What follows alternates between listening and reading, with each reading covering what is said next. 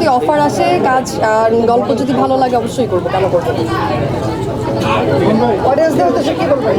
অডিয়েন্সদের উদ্দেশ্যে বলবো বেশি বেশি সব আর্টিস্টদের অনেক সাপোর্ট করবেন অ্যান্ড মেয়ে যারা আছেন তারা আপুর শোরুমে আসবেন।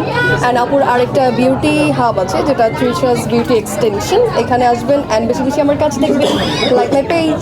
আপু আরেকটা কথা দর্শকরা জানতে চাচ্ছে, আপু এ পর্যন্ত সর্বপ্রথম কবে প্রেমে পড়েছিলেন এবং কয়টা প্রেম করেছে?